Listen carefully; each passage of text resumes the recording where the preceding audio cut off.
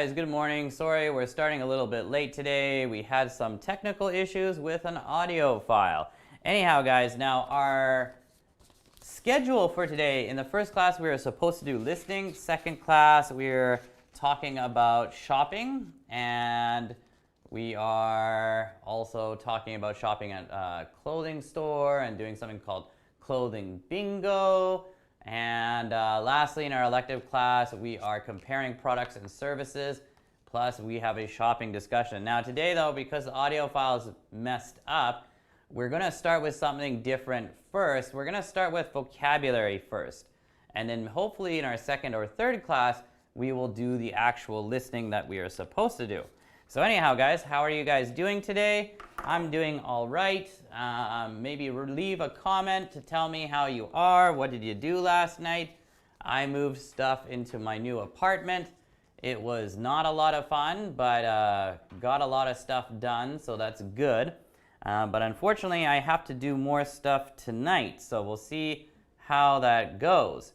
But anyhow, so what you guys should turn to here is one of these two sheets, either this one here at the clothes shop or the actual activity where it also says at the clothes shop. One is basically for me to tell you guys what you should be doing, and then we'll take a look at this together and we'll see how it goes. So this is a clothes shop language worksheet that can be used to help you guys understand shopping language better and maybe do some role play. We'll see how it goes.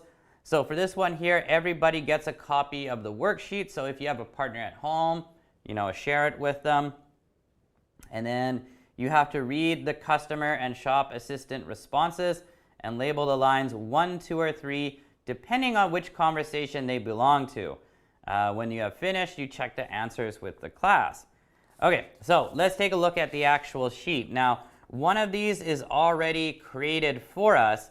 It says here in A, sort the 3 mixed up closed shop dialogues into conversation 1, 2, and 3, right? So we can see for the customer here, the customer says, number 1, could you tell me how much these jeans are? Number 2, I'm looking for something to go with this shirt. And number 3, I bought this shirt last week, but it's too small. Okay, now it's our turn. We have to think about how the shop assistant should respond, right?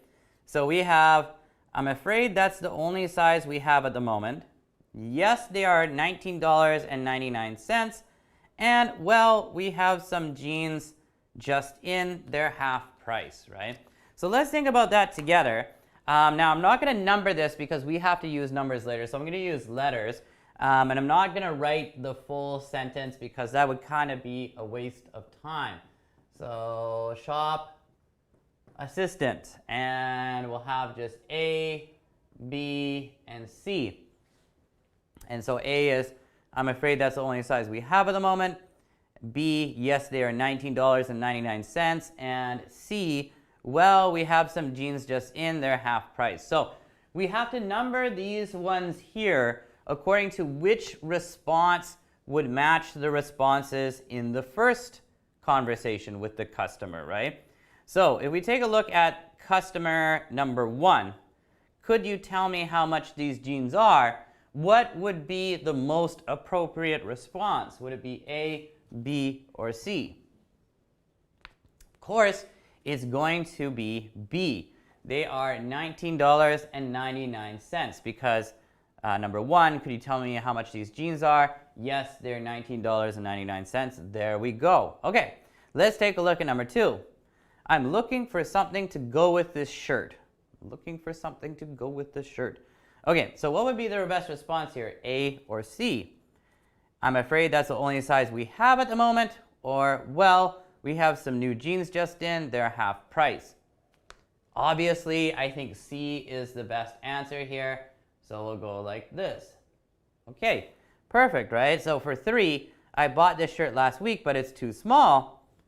A makes the most sense, right? Because the person responds by saying, I'm afraid that's the only size we have at the moment. Okay, so let's move on. So we had the customer speak, the shop assistant speak, and now the customer is going to respond again. So let's do this again, A, B, C. So for A here we have, they look good. Do you accept credit cards here? B, could you order a larger size for me? Or C, they're nice. Do you have them in dark blue? Okay, so let's focus on our answer for 1 first. So could you tell me how much these jeans are? Yes, they're $19.99. Let's see what we could mix it up with here. Do you accept credit cards here? Could you order a larger size for me? They're nice. Do you have them in dark blue?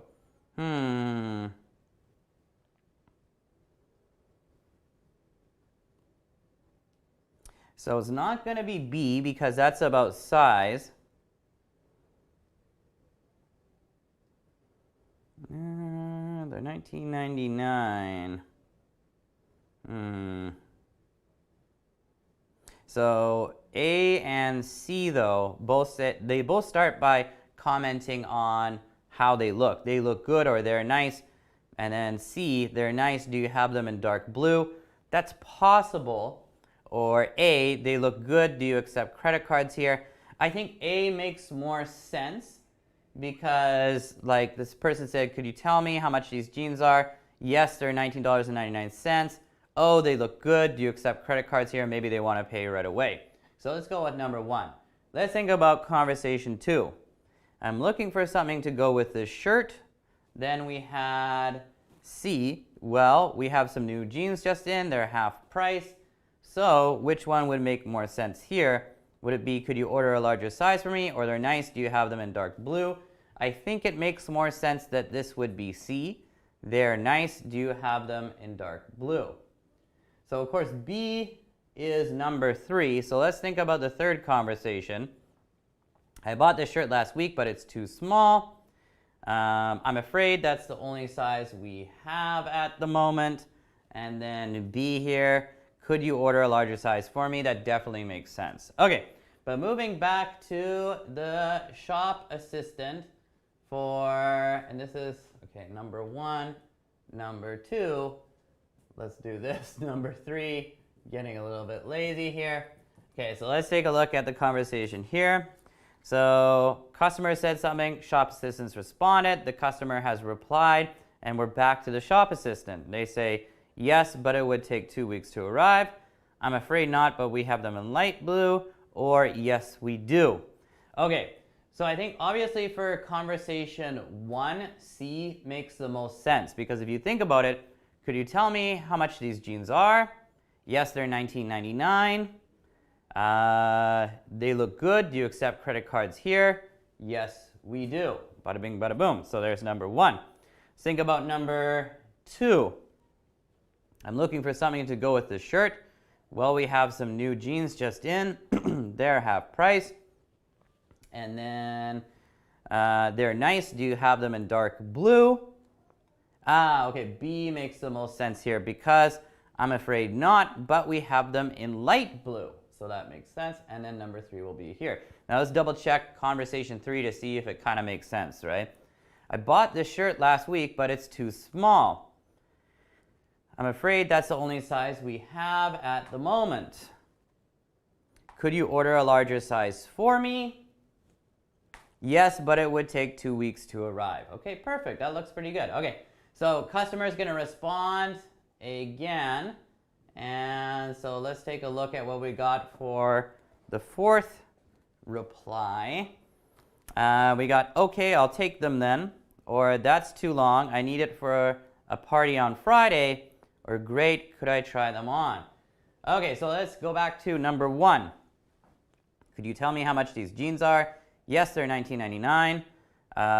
They look good. Do you accept credit cards here? Yes, we do.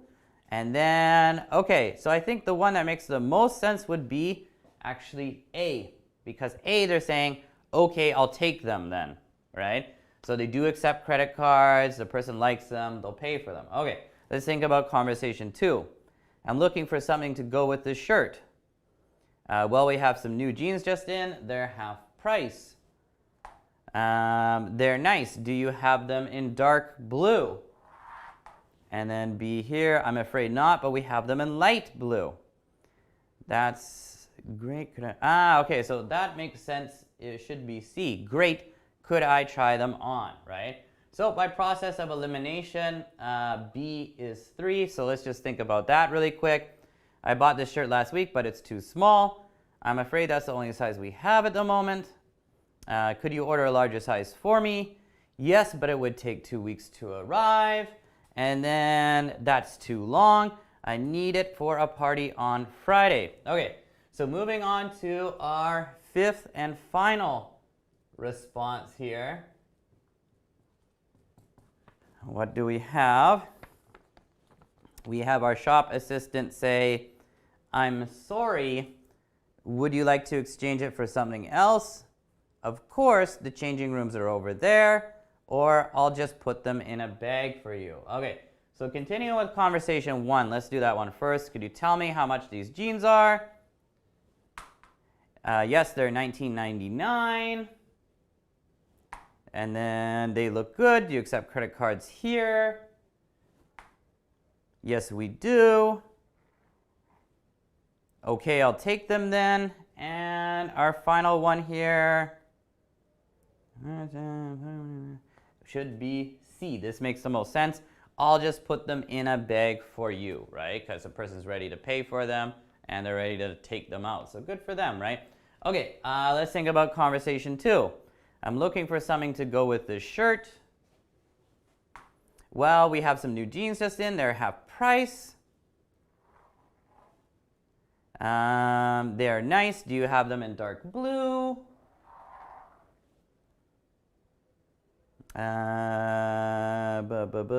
Wait, this is number 3. I'm afraid not, but we have them in light blue. And then, great, could I try them on? And lastly, for number 5, of course, the changing rooms are over there. Okay, yeah, that makes sense because they want to try on the light blue jeans. So number 3 by process of elimination is A. I'm sorry, would you like to exchange it for something else? I think that makes sense. So let's look at that again, though. I bought this shirt last week, but it's too small. I'm afraid that's the only size we have at the moment. Could you order a larger size for me? Yes, but it would take 2 weeks to arrive. That's too long. I need it for a party on Friday. And lastly, I'm sorry, would you like to exchange it for something else? All right, so I think we figured the order of these conversations out. It makes a lot of sense in this order. And yeah, it's not bad. Now, the other part here, you guys would have to do this yourselves. In C, it says, well, in B here first, you're supposed to read the 3 shopping conversations with a partner so you get some practice, of course. In C here, it says, in pairs, create your own closed shop dialogue between a shop assistant and a customer. So that would be an excellent thing for you guys to do with a partner at home.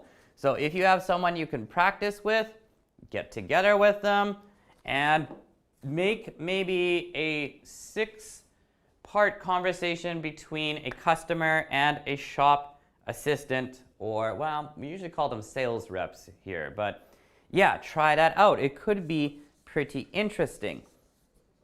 Now, we also have this exercise here, closed bingo, but again, this is something that you guys would have to do like at home with a partner for practice. So I will just kind of explain this and explain how you would do this, but we're not going to do this together because it doesn't really make any sense. So let me erase this here.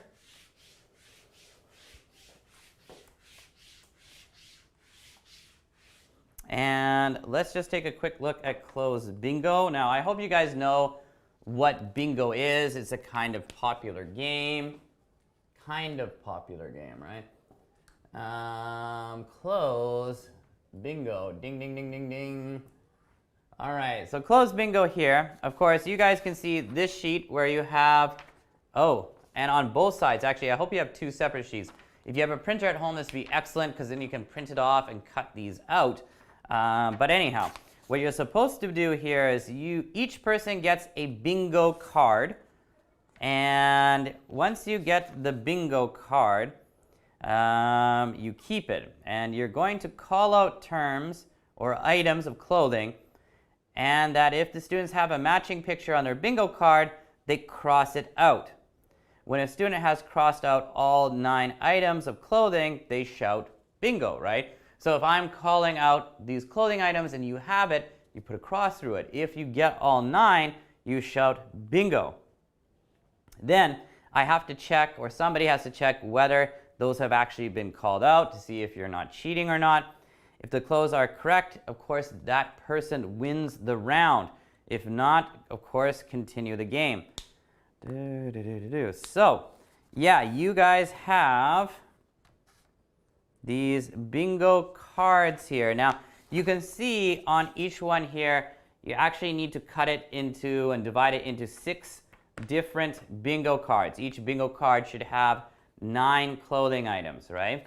So you have 9 clothing items, and then one person calls out the item, like, oh, black pair of shoes. Oh, black pair of shoes. Ding, ding, ding, right? Or scarf, right? Oh, I have a scarf. Ding, ding, ding. Or black runners. Oh, I have a black runner. You know, something like that. So this is something you could do at home, but actually it's a little bit harder to do at home than I thought. You'd probably need 3 people. One person to call out the clothing items, and then you and the other person would actually have the bingo card and be crossing them off, right? Now, if a bunch of people were engaged right now, we could do this, but it's just a fun activity. If you have time, try it out at home. All right, guys, so what we're going to do instead of that then is something that we're actually supposed to be doing, I think, in the 3rd class, the elective class, but that's okay. We can do it in this class, and that is shopping discussion. All right. So we're going to discuss shopping. So this is one of our regular sheets here for discussion practice, broken into student A and student B. So let's take a look at these questions and think about maybe how I would respond. I'm just going to give you a model answer. And yeah, we'll see how that goes. So student A. All right, student A. All right, so I'm just going to kind of model some answers. I might write down part of an answer, maybe not my full answer because it might be too much information. But anyhow, let's take a look here. It says, what springs to mind when you hear the word shopping? What springs to mind? What pops into your brain, right? So a good way to respond to these kind of questions, when somebody says, hey, what springs to mind when da-da-da-da-da, or what springs to mind when you hear the word da-da-da-da-da, a good way to start your response is by saying something, whatever your answer is, springs to mind when I hear the word shopping. Okay, so how about for me? What springs to mind when I hear the word shopping? I don't really like shopping very much, to be honest, so the word that springs to mind for me is, or the term that springs to mind to me, or image, is basically money going down the toilet springs to mind when I hear the word shopping, right? Okay, so I'm kind of giving you guys this funny response, but this is honestly how I think. Money going down the toilet springs to mind when I hear the word shopping. So what I mean here is, just think about it. Money in the toilet, going down the toilet. So what I'm saying basically is, I think I associate shopping with losing money or wasting money, because I think most of the time, now of course, I'm not thinking about grocery shopping. Grocery shopping must be done. It's, part of our weekly chores, right? We have to go grocery shopping. That's normal, right? But when I think of shopping, I think like clothes shopping or shopping for items that are usually kind of unnecessary. So for me, money going down the toilet springs to mind when I hear the word shopping. Now, maybe you like shopping, so maybe you associate shopping with something good. So you could write maybe new clothes spring to mind when I hear the word shopping, or good times springs to mind when I hear the word shopping, right? But for me, I have more of a negative view of shopping. Anyhow, let's take a look at number 2. For student A, is shopping a real hobby? So is shopping an actual hobby for people? Now, for me, when I think about hobby, I usually think hobbies are like, maybe a sport, like playing soccer or basketball, or maybe something like building something, or making, or like for some people, baking is a hobby, or cooking can be a hobby, playing video games is a hobby, making origami is a hobby, or I don't know, making furniture is a hobby. Maybe somebody who likes woodworking, I really respect that, or fishing is a hobby. So can shopping be a hobby? Is shopping a real hobby? Yeah, I'd have to say I believe it is. I think a hobby is basically like anything that you're really interested in and you like to spend time doing, but also you like to spend time thinking about this. So my wife is not a shopaholic, but my wife does like shopping, and I believe shopping is a hobby for my wife. Like before she goes shopping, she usually does a lot of research and she compares prices at different stores, and then she'll either purchase it online or she'll go out to the physical location and try to buy it. So I think for her, because she spends a fair amount of time doing research and she actually enjoys this, I really do think, yes, shopping is a real hobby. So my answer is pretty simple. Yes. Yes, I believe that shopping is a hobby. Okay. All right, so let's take a look at our third question. Why do women like shopping more than men? Well, to be honest, I don't know if that's exactly true, but in general, it has been my experience that more women than men enjoy shopping, especially for clothes or shoes. And I think, yeah, no, probably yes, in general, not all the time, but I know like the average woman has maybe, 10 pairs of shoes or maybe more. My wife has maybe 12 pairs of shoes, and I was like, wow, that's a lot of pairs of shoes, because I have like 4, maybe 5. And my wife is like, no, actually 12 is like under average. Actually, most women have more than 12 pairs of shoes. Most women have 15 to 20. And I was like, no, that can't be true. But then I've spoken to some of my female friends or female coworkers, and actually it is true. Like, women do have a lot of pairs of shoes. So why do they have so many different types of shoes? I think it's because women are more concerned about their looks, right? And maybe they're trying to, I don't know actually, but I do think women are more concerned about their looks than men are. So I think they go shopping more frequently, and maybe therefore they like shopping more. Yeah, I don't know. But yeah, why do women like shopping more than men? I believe, or I think. So I think that they do because women are more concerned about their looks, or instead of looks we could also say appearance. Now I could be totally wrong, and I I don't exactly agree with this statement. I think it's true that in general, women like shopping more than men, but there are lots of men that also enjoy shopping, so it's hard to say. Okay, when is the best time to go shopping? Oh God, how do I know? I'm not really a shopping kind of guy. This is gonna be a guess, but I'm gonna say here probably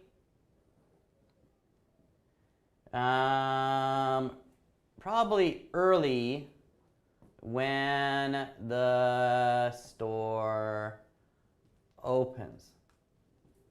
Okay, now I think like this for two reasons. With the two reasons I'm not going to write down, but yeah, probably early when the store opens because one, there won't be many customers there, so it'll be pretty open, so that's great.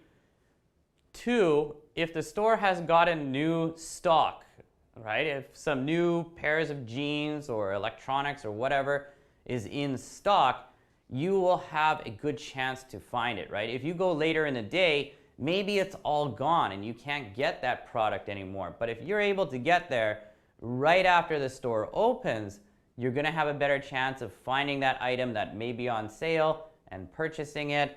And also there won't be a lot of other people there, so that's great. So you can kind of walk around more freely, right? So that would be my answer for number 4. Now, let me write down some more answers, but I'm just gonna erase the board here.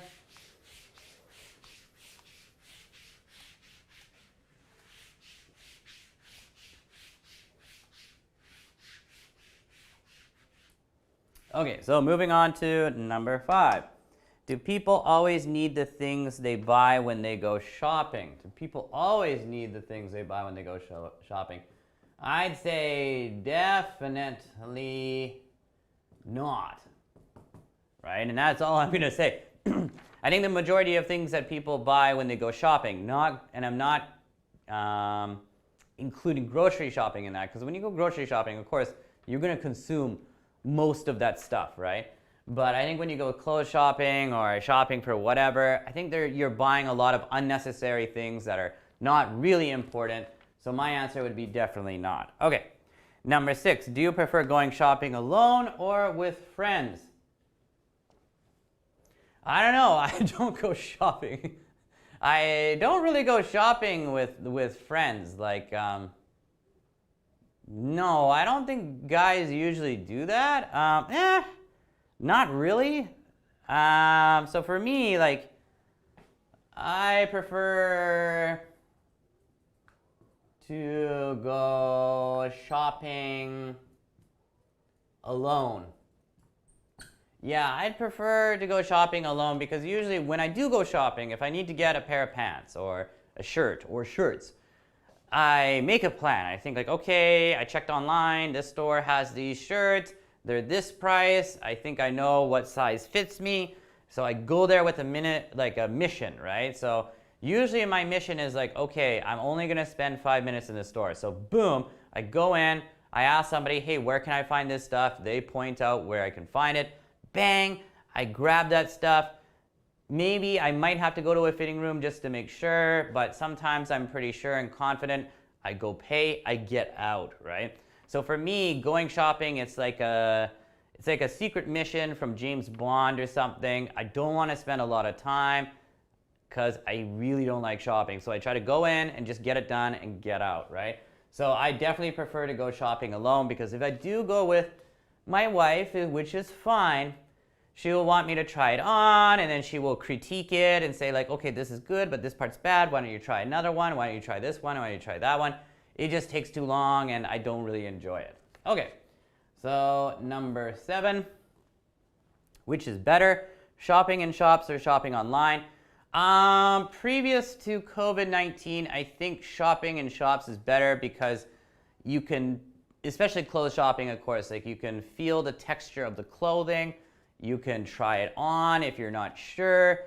It's easier to see like how that will fit on you, what the size is, blah, blah, blah. But now because of COVID-19 and people having to stay at home and not go clothes shopping so frequently, I think right now I'd say online shopping is superior, in my opinion, just because, you know, usually the sales are better and it's just more convenient, right? So right now I just say online shopping is superior, and superior means better, right? So that's all I'm gonna say there. Number 8, have you ever experienced trolley rage when shopping? Well, that's an interesting question. So we have something called road rage in North America. So this is, of course, this exists in every country, but this term is used in North America and the United Kingdom. Road rage, rage means, you know, fury or anger, right?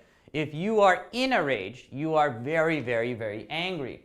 Road rage occurs, it's anger that occurs when you are driving, right? You know, you're driving and somebody cuts you off, or somebody does something to you, or is honking their horn, and it makes you really, really angry, and you're like, blah, blah, blah, blah, blah. Trolley rage. Now, what is a trolley? A trolley is something that you can find maybe, usually in a grocery store, supermarket, right? You get a trolley and you push it around and you put your items in the trolley, right? Maybe you do this when you go clothes shopping as well. I don't know. That's uncommon, but I guess it's possible. Trolley rage, I guess, would be when you're at a grocery store or supermarket and like you're just getting angry pushing that cart around and other people are pushing you and you're like, ugh. So have I experienced trolley rage? No, not ever. I'm pretty calm when I go grocery shopping. I don't tend to get very angry. What is the worst shopping experience you've had? That's a good question, but oh, I don't know.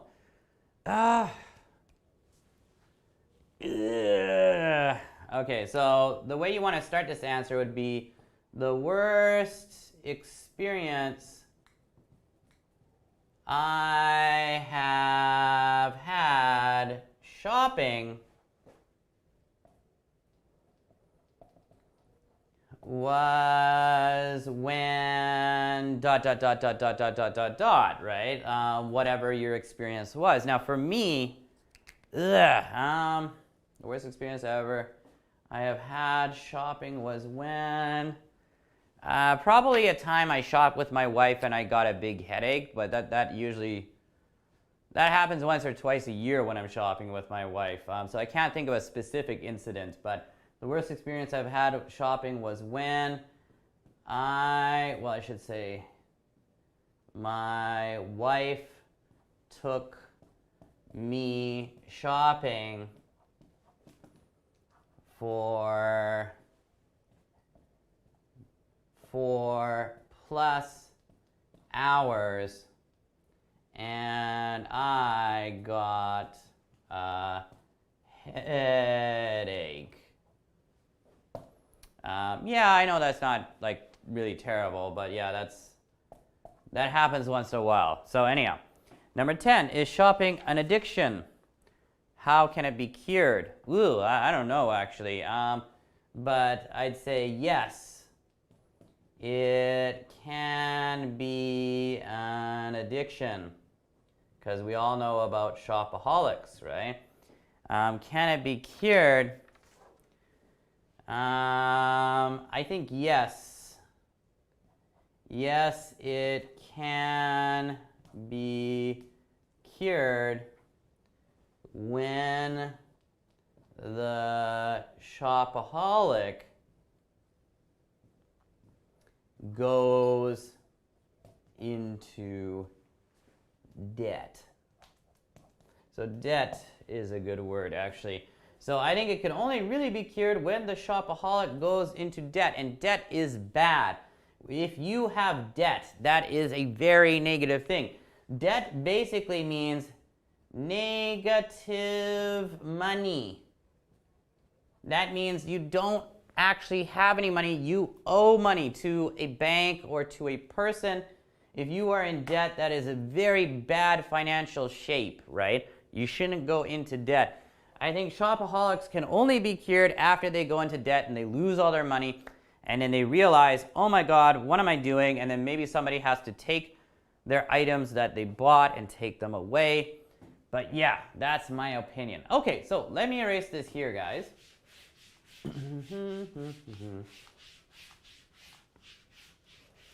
And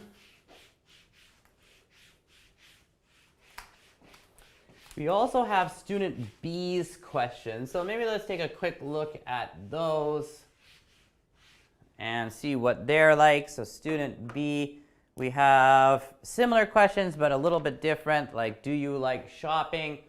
My answer here would be pretty simple. No, I don't. No, okay, I'll modify this a little bit. No, I usually don't. I think for me, like if I go to like an electronics store, it's not like I want to buy something, but I'll look around. So sometimes it's okay. Or sometimes when I go to IKEA, it's not too bad. Sometimes IKEA can be like a little bit of fun. So I don't always hate shopping, but no, I usually don't. Or in general, I don't usually enjoy shopping. Is window shopping a total waste of time? So remember, what is window shopping? Window shopping is when you're not intending to spend money, right? And you go out to a mall and you're just looking through the window and you're looking at items, and some people really enjoy this. So, but for me, is window shopping a total waste of time? I say yes. I think it is a total waste of time. Let's take a look at number 3. When did shopping become so popular? That's an interesting question because that's like based upon history, right? When did shopping become popular? So in the past, of course, the only people that would really enjoy shopping would be rich people because they were the only people with money to really go shopping. And I think the majority of people were poor and they couldn't enjoy shopping because they didn't have the money. So my guess would be shopping became popular with the rise of the middle class. So I don't think shopping became really popular until in human history until the middle class became a thing, right? If we think 200 years ago, there'd be upper class and then there'd be like working class and poor people, right? And there wasn't really this middle class of people that constitute the majority of people in most developed countries now. Just developed, not really developing, right? But that would kind of be like, I'm going to say here, post WW2. So that means after World War II. That's when I think shopping must have become really popular, because after World War II, that's when the middle class started to become a real thing, especially starting in the United States. There was suddenly a big class of people like in the middle who could afford to buy a house, afford to buy 2 cars, afford to go shopping, right? And that's when shopping became very popular. And then, of course, it spread to other developed countries, right? In Western Europe, and then also when Japan got rich again, and then, you know, later with South Korea in the late 1980s, 1990s, maybe in Brazil, etc., etc. So anyhow, that's my guess. Do you prefer shopping in malls, markets, or streets? Malls, markets, or streets? I dislike all of them equally. So I'm not going to answer the question. I dislike all of them equally. I hate all of them. Okay, number 5. But actually, I probably hate streets the most. Number 5, what is top of your shopping list? Oh, okay, so what do you like to go shopping for the most?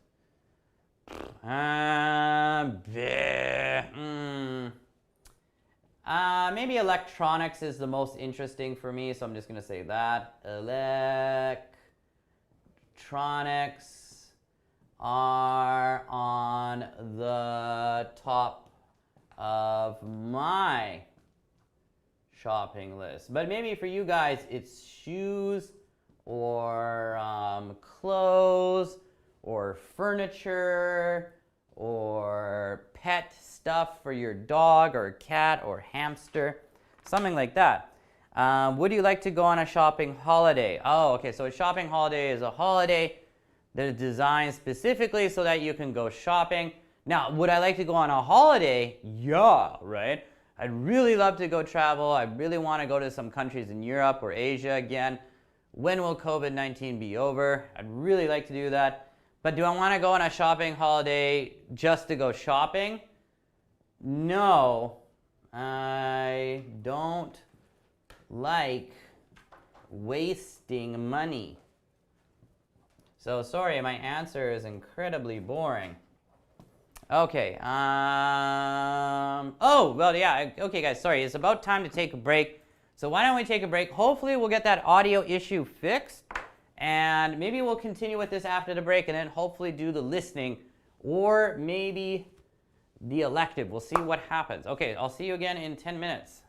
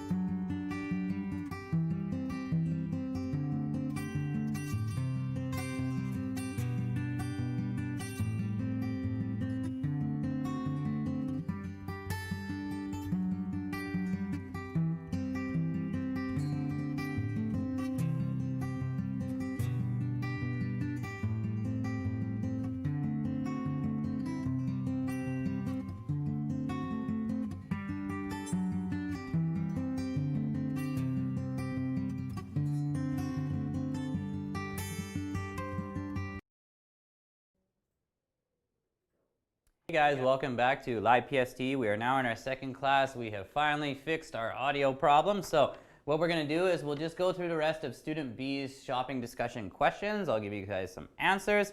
And then we will finally move on to our listening portion. And that might spill into the third class. That's okay. The listening is supposed to be the central part of today's lesson.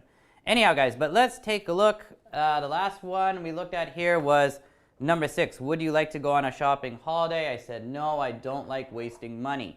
Okie dokie. So kind of a boring answer, but that's my answer. So let's take a look at number 7.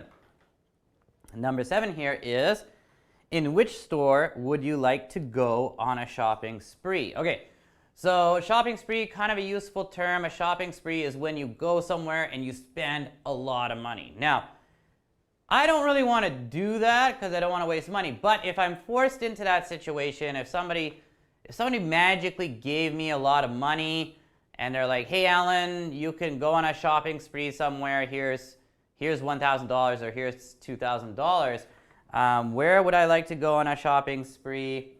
I would like to go on a shopping spree at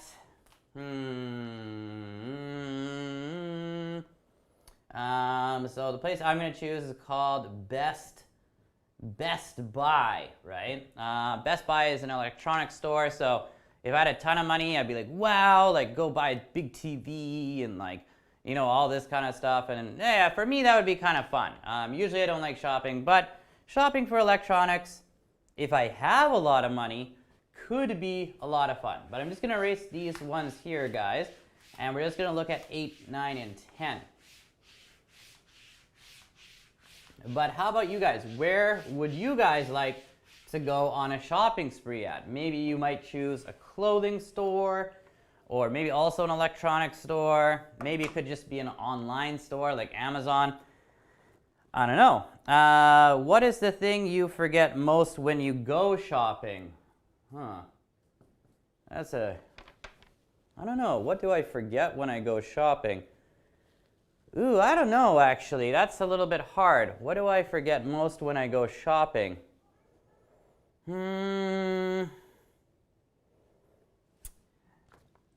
Sorry, guys, but I don't have an answer for this. I'm just going to say nothing that I can think of.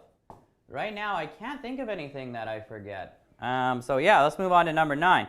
Do you like going shopping in other countries? I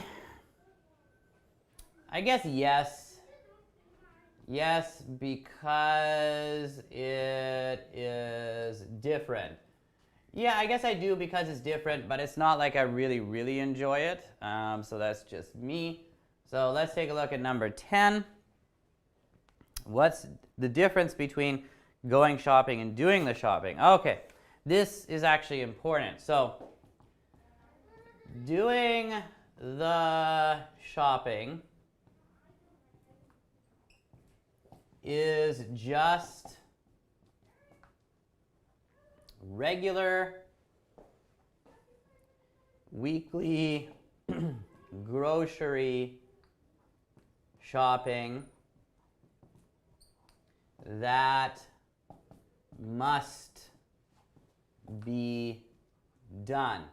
Semicolon, it is a necessity, right? So here's the explanation for doing the shopping. Doing the shopping is just regular weekly grocery shopping that must be done. It is a necessity. So that means like doing the shopping just means like going to the grocery store and buying groceries because you have to. It's necessary. It's vital. You have to get groceries, right? On the other hand, going shopping means shopping for clothes electronics, furniture, etc. It is not something that you do regularly. All right, guys, so I hope this makes sense to you, but there is a big difference between doing the shopping and going shopping. So once again, doing the shopping is just regular weekly grocery shopping that must be done. It is a necessity. On the other hand, going shopping means shopping for maybe clothes, electronics, furniture, etc., whatever it is. It is not something that you do regularly, right? Or hopefully you don't do it regularly, or you will go into debt and then you'll be in big trouble. All right, guys, so we are done the shopping discussion. Hooray! We have finished it off, so I'm just going to erase it off the board. Hip, hip, hooray! And what we're going to do is we're actually going to do what we were supposed to be doing in our first class, and that is the listening activity. So before we get into the listening, we actually have two warm-up exercises. One involves vocabulary, and the other one is maybe a little bit more interesting, but let's do that because they are useful. So for our warm-up here, the first one, it says chat. In pairs or groups, talk about these topics or words from the article.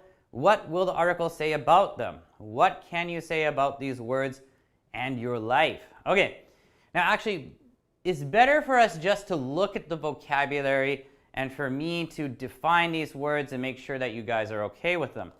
So let's take a look here at the first word. We have the first word being researcher. So I think that's pretty easy to understand, but a researcher is a person who does research. That is their job.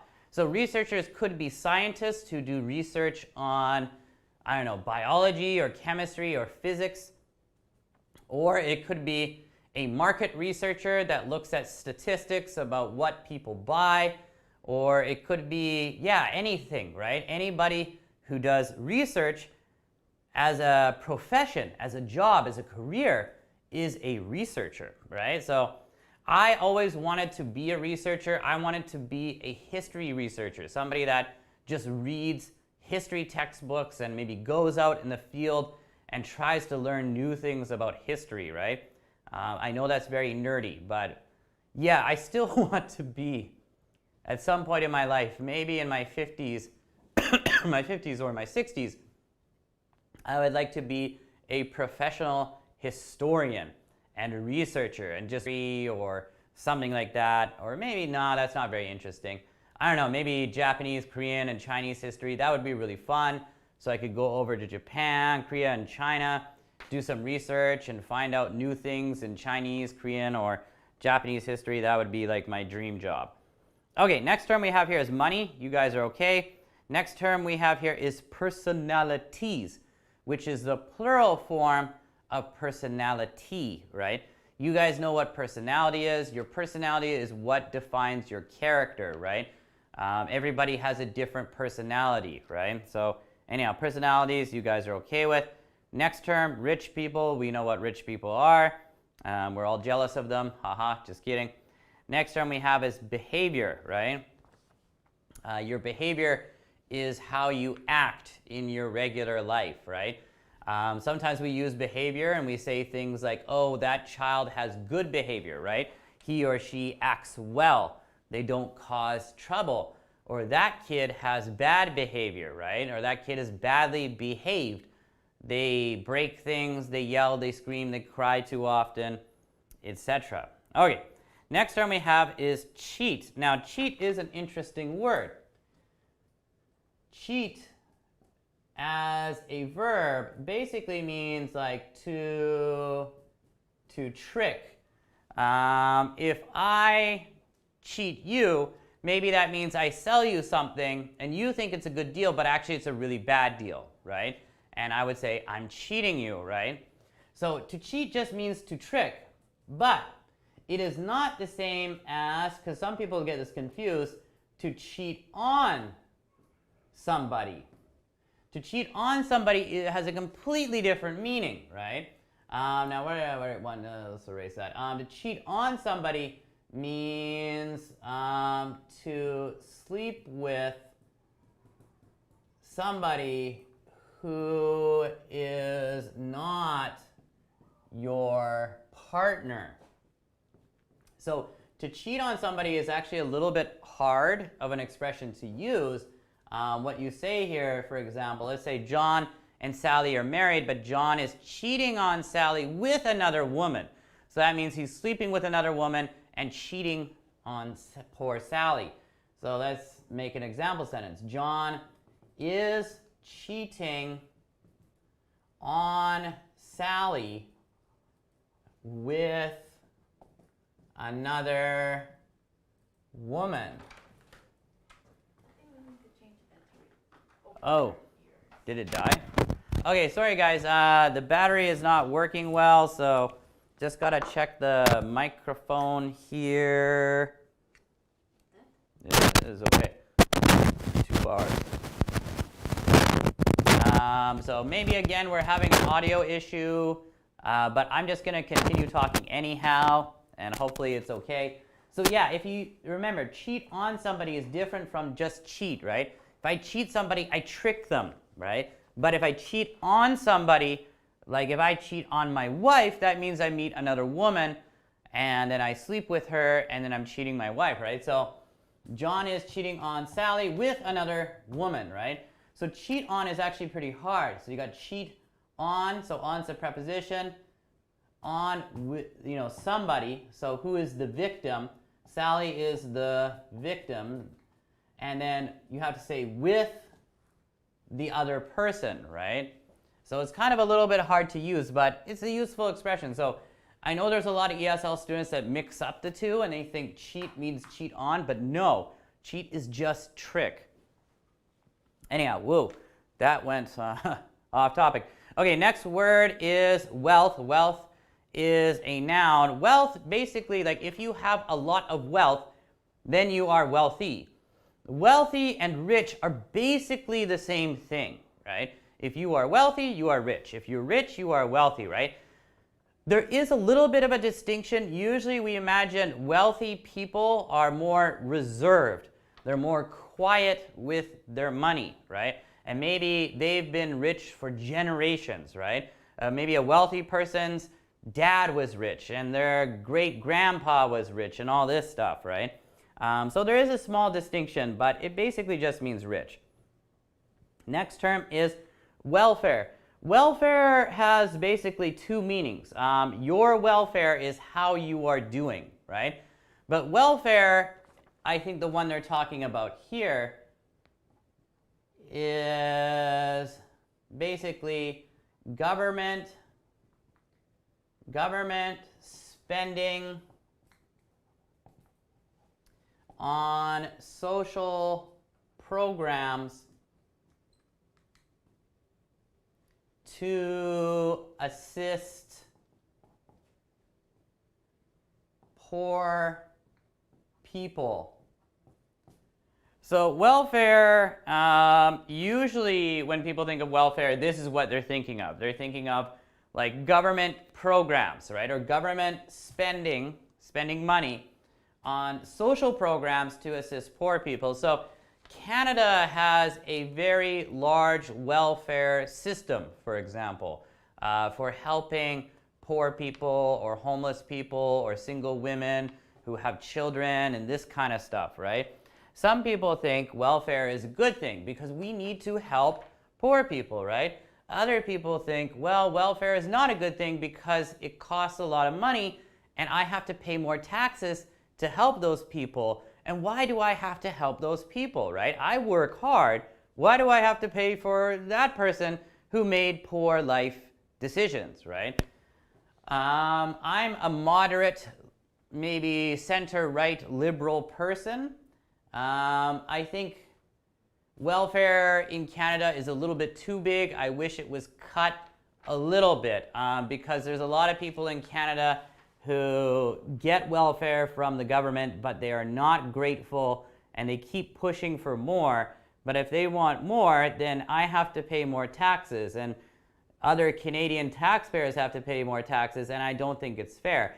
However, on the other hand, of course, I believe welfare is also important, because sometimes people get into bad situations and it's not always their fault, and I think we need to help them. So I believe that welfare in Canada is generally a good thing, but I would like to cut it a little bit, 10%, 20%, because I think there's a lot, especially in Vancouver, there are a lot of homeless people here who have made very bad life decisions, doing drugs, and they get welfare, and they get a lot of money every month. They get like close to $1,500, and these people just spend that money on drugs or alcohol, and they're throwing the money down the toilet, and that's not good for the country, and it's not good for the city. So I would like to cut welfare anyhow, but not too much.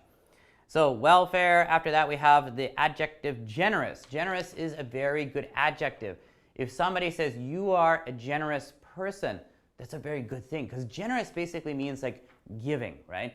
If you're a generous person, that means like, you help out your friends. Sometimes you treat them to lunch, or you treat them to a drink, like maybe you get them coffee, or you get them a beer sometimes, right? And you're just willing to spend time and money to help other people. We would say you are a generous person, right? Now, some people would also say the Canadian government is very generous because they have very good welfare payments for poor people, right? Unfortunately, like I said before, many people like myself and others believe the government is maybe too generous with welfare and we should cut welfare. Anyhow, but if somebody says to you as a person, you are a generous person, this is a good thing, right? Definitely. Let's take a look at our next term here, guys. Percentage. Percentage is just related to percent, right? What is the percentage of people who are addicted to drugs in Canada? Oh, it is 3%. Actually, I don't know if that's true. What is the percentage of children who like to use smartphones? Oh, it's 99%. What is the percentage of people who have a baby at age 28? Oh, it's 12%. So yeah, that is just percentage. Okay, after that we have change. You guys are okay. Now just remember, change can be a verb, change to modify yourself or modify something. Change as a noun can also mean money, right? But change as a noun, when in relation to money, is coins, basically. Okay, giving. Now giving, actually, now we know the verb give, right? It's not hard. As an adjective, giving can have a similar meaning to generous. If somebody says you are a very giving person, they're saying you are a very generous person, that you are willing to give to others, right? Whether that is assistance or money or something else, right? Next term we have is benefits. Now, sorry guys, a little bit clogged up this morning. A benefit is like a bonus, right? So when you get a job, you get your salary, you get your payment, and then sometimes there are also some benefits, right? Like maybe free eye care or dental programs, or I don't know, maybe even something small like in your workplace you can get free coffee, right? That is a benefit, right? Now, when we talk about benefits, it can also be related to welfare. So government spending on social programs. Usually if you say I am receiving benefits, that means you are receiving welfare, right? So that's another meaning to benefits. After this, guys, we have the word cooperation. Cooperation, the noun, means to work together, right? Cooperate is the verb, right? Cooperate, right? I want to cooperate with you to improve your English, right? Let's work together to improve your English. So that's cooperation. Then we have advantages, and of course advantages is the opposite of disadvantages, right? So advantages are strong points or good points, and disadvantages are bad points or weak points. And lastly, we have the adjective poor. Poor, we already know the meaning. If somebody is poor, that means they're basically the opposite of rich, they do not have a lot of money, or they have very little money, and they're in a bad situation. It is not good to be poor. Anyhow, guys, let's move on to the next one here. Let's take a look at number 2 for our warm-up. This could be pretty interesting as well. Number 2 is called wealth. How would being very wealthy change you? Complete this table and share what you wrote with your partner. So I'm just going to write an example here. This is kind of fun. So we have changes, and then we have the question why, which is probably more detailed. So we'll kind of divide this up here. And we have this broken into different categories. First category is studying English, which is not relevant for me, but relevant for you guys. And then we have job. And then we have house. And then we have family. And then we have giving. And then we have technology. That's interesting. Okay, so what you're doing here basically, and I think this is actually quite interesting. It says, wealth. How would being very wealthy change you? Complete this table and share what you wrote with your partner. Change partners often. But first you should fill this out. So you have to think, okay, if you are suddenly very wealthy or very rich, how would studying English change, and then why? How would this affect your job? Why? Housing? Why? Family? Why? Giving? Why? Technology? Why? So let me give you guys a quick example. Now, studying English is irrelevant for me. I don't need to study English. So I'm going to think about studying a different language, right? So if I was suddenly very wealthy, I would study Japanese and Korean again, right? Now the question here is why? Well, because I'm interested in them. Well, I already speak a little bit of Japanese and a little bit of Korean, so I just want to improve my Japanese and Korean skills. Well, because I'm interested in them, and if I'm rich, I would have more time, right? So right now, I don't really feel like I have enough time to study another language, right? I've got 2 girls, I've got my wife. Of course, I can study Japanese through my wife at home, but we just don't really have time for that because, you know, we got to take care of our kids, and I got to go to work, and, you know, all this stuff. So, but if I were wealthy, then I think I'd have more time, right? And I could get better resources. Anyhow, for a job, if I was suddenly wealthy, I don't want to be bad, but I would quit and pursue my dreams. Okay, now of course I like my job. My job is pretty good. I enjoy it, but it's not really my dream, right? If I said it was my dream, like that's a pretty big lie, and I'm a boring person. So now why? Well, if I have enough money,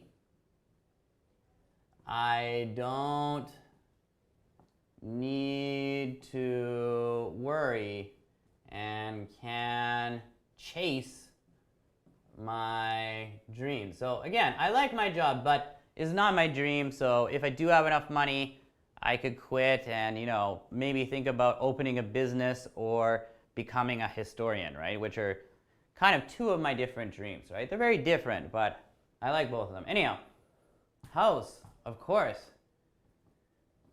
I would buy a house. Now, why is kind of boring here. Why? Well, because I need a house. Because I need a house. So that's kind of boring, but yeah, if I was wealthy, I'd buy a house. Why? Because I need a house. Okay. Family. How would this change things with my family? I hope this wouldn't make my family crazy. I know that happens to a lot of people. They suddenly get a lot of money, they win the lottery, and then actually things get worse, right? People get jealous of the money, causes a lot of conflict. But I think for me, I'd just be very careful and kind of quiet about it. Family, I would not let it change my family. I like my family right now. I don't really want the wealth to spoil them. Why? I don't want my kids to be spoiled. Giving. So would I give more money to charity? I know this is controversial, but I don't really believe in charity, except I don't believe in charity in Canada. I'm very sorry, but I think there's already enough charity for people here, and I think there's enough government welfare. So for the people here who are still, I don't know, homeless and taking drugs, I believe we can't help them. They have to make their own decisions. Too bad. But one group of people that I do care about are the citizens of North Korea. So if there is a charity maybe based in South Korea that assists refugees from North Korea, I would definitely want to help them out with money and also with time. I would love, if I had the extra time, I would love to go there and maybe provide free English lessons for North Korean refugees, because I just feel terrible for North Korean people. So I would say I would help North Korean people. Why? Well, because I feel bad for them. And I don't feel that bad. I'm sorry, but I don't feel that bad for a lot of poor people and homeless people in Canada. I believe they made bad choices, and giving them more money, it will not help them. So I'm not going to give to organizations in Canada. Even though they're not corrupt, they're not dirty, it's just I don't think it will help. Technology. Well, of course, I would purchase the best, most cutting edge tech. So if I got a lot of money, I'm going to purchase the best technology, right? The most cutting edge, right? Now, cutting edge something, in this case tech, means it's on the edge, it's like the most advanced, right? So I'd want a Tesla, I'd want, great TV, computer, blah, blah, blah, blah, blah, right? If I'm rich, those things don't really matter. Why? Because it would be interesting. I think technology is generally a good thing, so if I have some more tech around the house, that's great, but I don't think it's a big deal. I think the bigger things here would be me being able to pursue my dreams, being able to study Japanese and Korean again because I have time. Purchasing a house would be a huge thing, and being able to provide security for my family and invest money in my children's future education would be good. And yeah, also, if I've got a lot of money and extra time, I'd love to go to South Korea and help out charity groups that help North Korean people. I would give them money, and I would also like to volunteer my time to make English lessons for North Korean refugees, because I feel terrible for those people, and I'm a little bit passionate about that. So anyhow, guys, that's it for me. You guys should think of how wealth would change you in these respects. It's pretty interesting. So let me erase this, though, and we'll actually move on to the actual listening portion.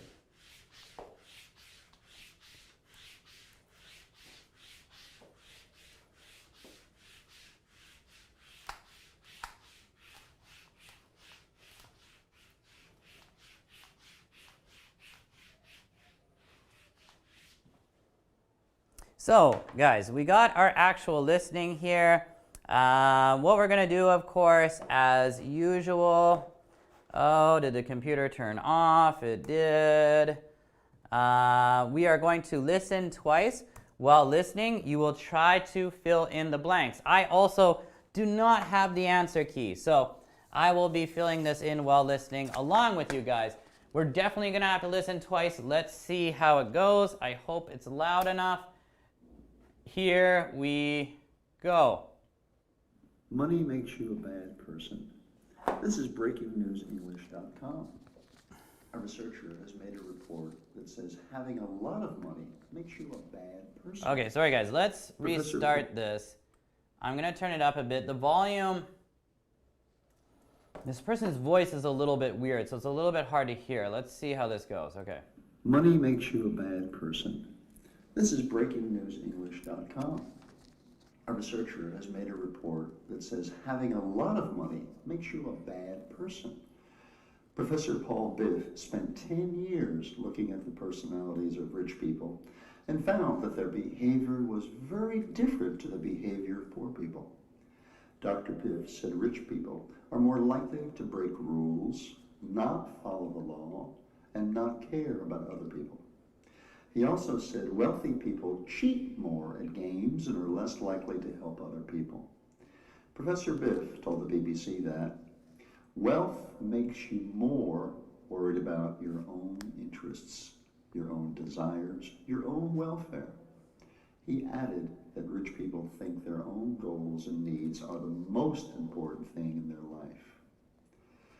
Professor Biff also found that poor people are more generous than rich people. The poor gave a higher percentage of their money to help others than the rich. He said poor people give 1.5 times as much as richer people. He said, the wealthier you are, the less generous you are. You give significantly smaller portions away to other people. However, he did say that rich people could change their behavior and become nicer and more generous. He said rich people can help others more if you tell them that giving and helping is a good thing. He said, reminding people of the benefits of cooperation or the advantages of community causes wealthier individuals to be just as giving as poor people. This is Paul Alexei reporting from Abu Dhabi. Okay guys, that's pretty interesting listening. Unfortunately, I think the audio is pretty hard to listen to here. Let's try listening one more time. And then after that, I'm going to read it one time. And then we will take a look at the blanks because the audio is just a little bit funny. But yeah, let's listen one more time. Money makes you a bad person. This is breakingnewsenglish.com. A researcher has made a report that says having a lot of money makes you a bad person.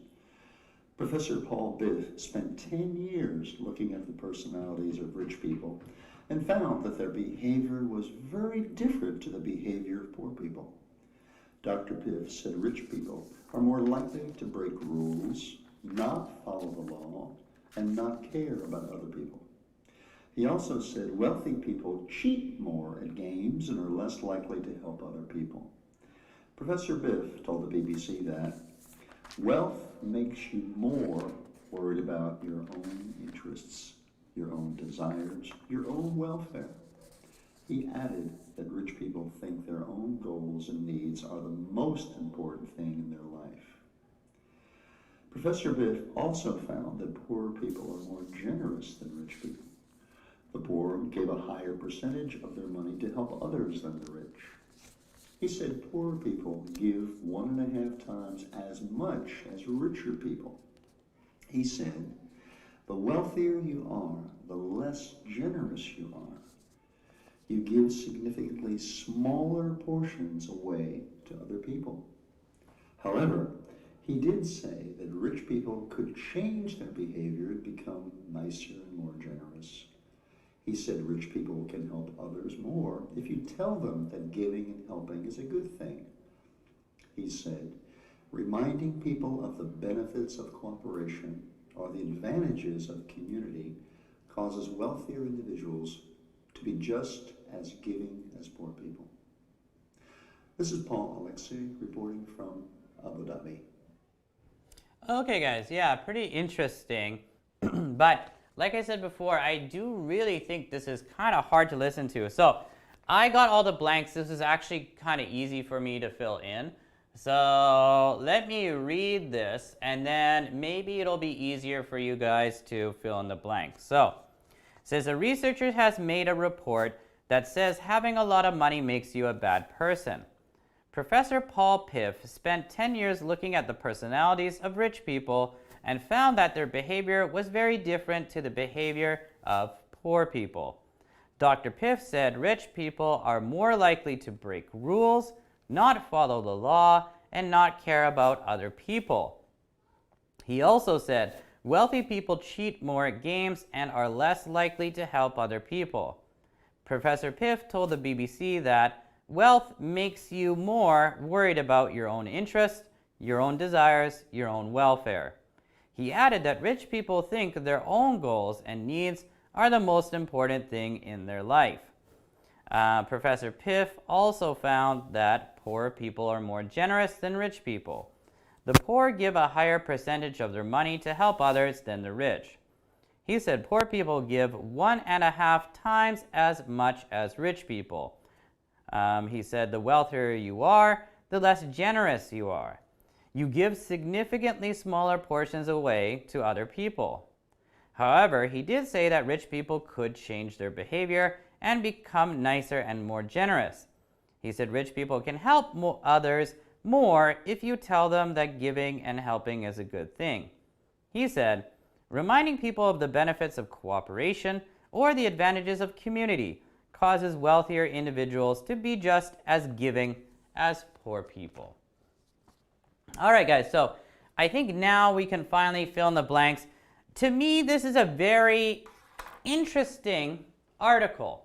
I don't know if I agree with this, and I would like to see more research done on the correlation or link between being rich and or being poor and spending on welfare or giving to charity.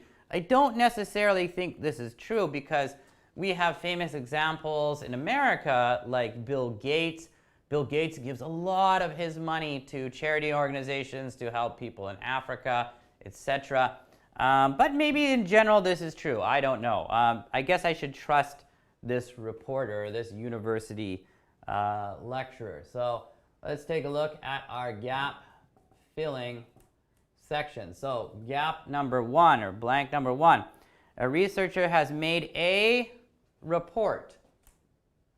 So a researcher has made a report that says having a lot of money makes you a bad person. So basically, he's made a report that says being rich makes you a bad person. This makes me suspicious that this researcher or professor just really hates rich people. But anyhow, number 2, Professor Paul Piff spent 10 years looking at the personalities of rich people and found that their behavior was very different to the behavior of poor people. Dr. Piff said rich people are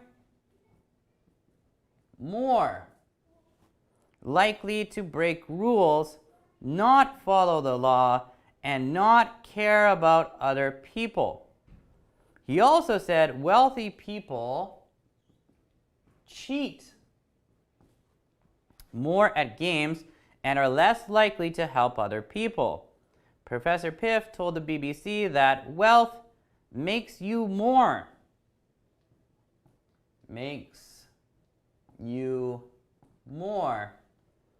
worried about your own interests, your own desires, your own welfare. He added that rich people think their own goals and needs are the most important thing in their. Now, I wrote down life, but it should be lives, I believe, in their lives. Anyhow, number 7. Professor Piff also found, so we got found again, also found that poor people are more generous than rich people. The poor give a higher percentage of their money to help others than the rich. He said poor people give And then number 8 is 1.5. Give 1.5 times as much as rich people. So basically it's like poor people give 50% more to charity than rich people do. So maybe rich, I don't know. Anyhow, he said, the wealthier you are, the less generous you are. You give significantly smaller portions away to other people. However, he did say that rich people could change their behavior and become nicer and more generous. He said rich people can help others more if you tell them that giving and helping is a good thing. He said, reminding people of the benefits of cooperation or the advantages of community causes wealthier individuals to be just as giving as poor people. Okay, so basically Professor Piff is saying that, poor people give more money to charity or to help other people. Rich people don't give as much. They're more likely to cheat, and they care much more about their own welfare, about their own well-being. I'm a little bit suspicious of this report. Of course, we all know stories of rich, greedy people who don't share their money, don't give to charity, and they're just awful people. But on the other hand, we have lots of examples of rich people who are very giving and very generous, like Bill Gates, who is super rich, of course, I think the second or third richest man in the world. But we also can see people in our local communities who are doctors and dentists, and they're rich people, and I think a lot of them are pretty generous. So I don't know if I totally believe this. I'm not sure, but it is very interesting. So we got our gaps filled in, and all the vocabulary here is not too hard. Pretty easy stuff. So what I think we should do before we take a break here, guys, is try to finish the true or false questions and then finish the rest of this after we take a break. So, yeah, this is really interesting. Again, I'm not sure if this is true, though. So let's just call this TF questions and underline. Okay, so let's take a look at, well, not number 1, is actually letter A. A professor looked at rich people for 10 years. Okay, I can't remember if it was 10 years. Let's look back here. Researchers made a report that says having a lot of money makes you a bad person. Professor Piff spent 10 years looking at the personalities of rich people. Yes, this is true. So Professor Piff did spend 10 years studying and researching rich people and their behavior and their personality. So good for Professor Piff. 10 years is a long time. The professor said the personalities of the rich and poor were similar. Now this one, I don't have to look back because he kept saying like poor people are more helpful and rich people are greedy and less giving and all this kind of stuff. So the professor said the personalities of the rich and poor are similar. No, he said they're very, very different. So that is false. C, the professor said rich people cheat more at games. I think he did say this in the middle of the first paragraph. Dr. Piff said rich people are more likely to break rules, not follow the law, and not care about other people. He also said wealthy people cheat more at games. So yes, Professor Piff did say rich people cheat more at games. Okay, let's take a look at D. The article says poor people think their own goals are more important. No, I think it's the opposite. I think he said rich people. So looking back, Professor Piff told the BBC that wealth makes you more worried about your own interests, your own desires, and your own welfare. He added that rich people think their own goals and needs are the most important thing in their life. So yeah, no, D, he's not talking about the poor, he's talking about the rich. So this is false. Okay, let's take a look at E. Poor people give more of their money away than rich people. Now, this one I know is true, but taking a look back just to double check, Professor Piff also found that poorer people are more generous than rich people. The poor give a higher percentage of their money to help others than the rich. He said poor people give 1.5 times as much as richer people. So E, poor people give more of their money away than the rich. Definitely true. Okay, let's take a look at F, guys. The professor said the richer you are, the less generous you are. Okay, I think this is true. Let's take a look back. Yeah. Okay, so he said the wealthier you are, the less generous you are. So the more money you have, the less giving, the less generous you are as well. So yes, this is true. Professor said the richer you are, the less generous you are. Yes. Okay, so let's take a look at G. G here says rich people will not change their behavior even if you tell them to. I think this is false, but let's double check. You give significantly smaller portions away to other people. Okay. However, he did say that rich people could change their behavior and become nicer and more generous. He said rich people can help others more if you tell them that giving and helping is a good thing. So yeah, no, rich people can change their behavior if we tell them. Rich people will not change their behavior. No, that is not true. That is false. Okay, let's take a look at H here. The professor said rich people cannot be as giving as poor people.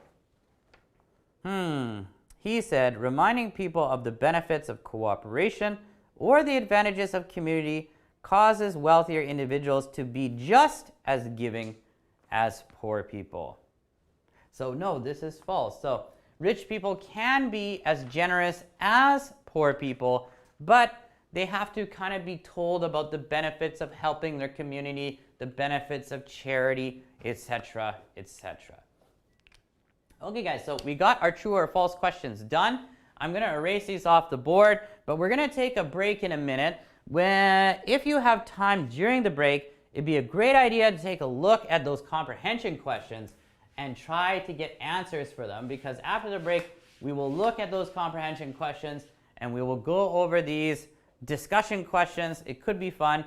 I think this is a very exciting, interesting topic, talking about the behavioral and personality differences when it comes to giving between rich people and poor people.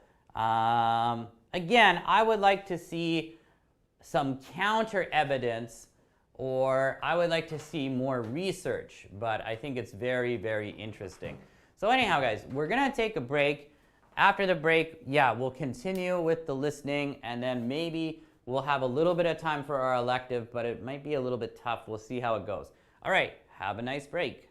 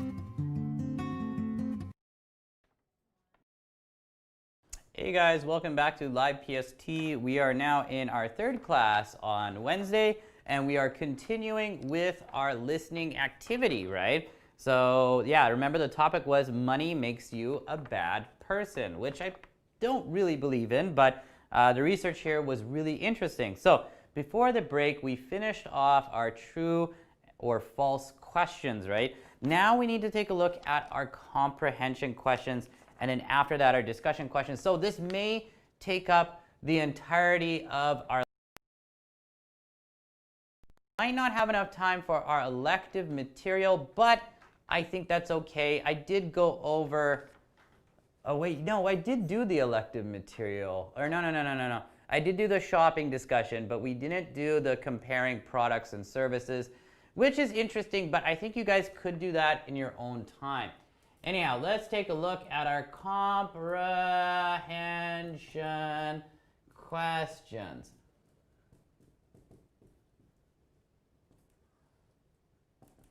And yeah, let's take a look at these here, guys. And yeah, let's see how it goes.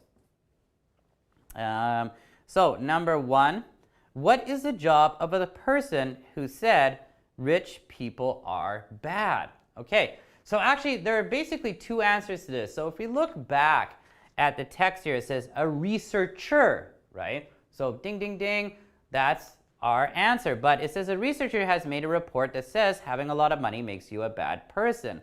Professor Paul Piff. So he is a researcher and a professor. And usually, of course, professors are also researchers, but we should say, what is the job of the person who said rich people are bad? He is a professor and a researcher. Or we could say he is a research professor, but yeah, professor and researcher is good, right? Now, usually one small little difference here is usually when we talk about professors, even in Canada and the United States, where we don't really look up to people because of their jobs, like in Canada and the United States, everybody is supposed to be basically equal on a social footing, right? If somebody is, you know, a dentist, we don't usually think like, wow, you're a dentist, I really look up to you, please, you're so much better than me, right? Like I know countries like in Korea, for example, sometimes people kind of look down on manual labor workers or blue-collar workers, and some people really look up and admire people who are very rich or doctors and stuff like that, which I think is, you know, just part of a different culture, but that's not something we do here. We don't really give more respect to people based upon their jobs. However, for a professor, we do capitalize the P to give them a little bit more respect than other people. But for researcher, no, we don't capitalize it. Kind of an interesting difference, not really important, but a little bit interesting. Anyhow, let's take a look at number two. For how long did the man spend looking at rich people? Well, that's related to a question in the true or false part, but yeah, in the second sentence in the first paragraph, it says, Professor Paul Piff spent 10 years looking at the personalities of rich people. So he spent 10 years looking at rich people. So good for Professor Paul Piff. Let's take a look at number three. What did a doctor say rich people are more likely to break? So remember, a professor is also a doctor in that they have a doctorate degree, right? But anyhow, let's take a look back. What did a professor say rich people are more likely to break? I think it was the rules, right? Yeah, Dr. Piff, Professor Piff said, rich people are more likely to break rules, not follow the law, and not care about other people. So our answer here, what did a doctor say rich people are more likely to break? The doctor, so again, remember, doctor is professor, not actually a medical doctor, just a doctorate degree in something. The doctor said rich people are more likely to break rules. Okay, so that is not good. Number 4, what did the man say were the most important things for rich people? He added that rich people think their own goals and needs are the most important thing in their lives. So he said that rich people's own goals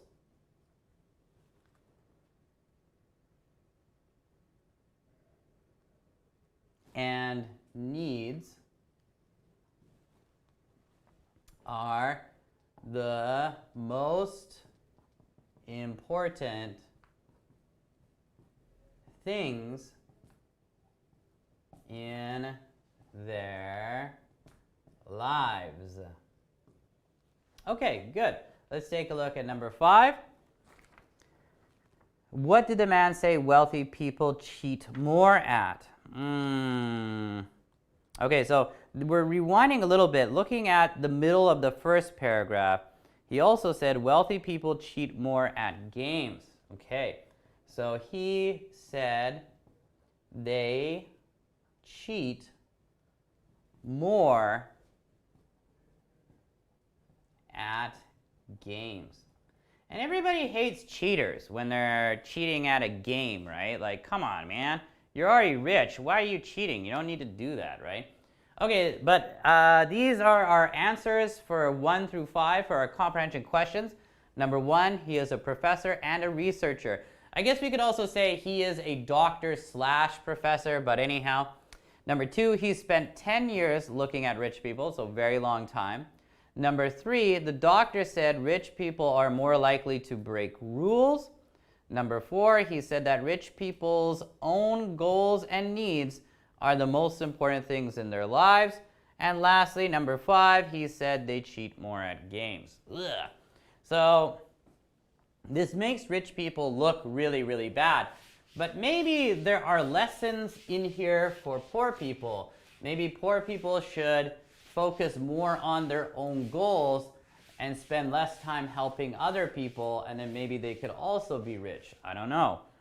But yeah, let's move on with our other comprehension questions, 6 through 10. So number 6 says, what do poor people give more of than rich people? I think the answer here is just money. But let's take a look back. Professor Piff also found that poor people are more generous than rich people. The poor give a higher percentage of their money to help others than the rich. So there's our answer. What do poor people give more of than rich people? They give a higher percentage of their money, or maybe their income would be another term we could use here, but of their money to help others. So basically, poor people, percentage-wise, are more generous than rich people. Number 7. How many times more generous did the man say poor people are? Okay, so taking a look back at the sheet here, he said poor people give 1.5 times as much as rich people. So how many times more generous did the man say poor people are?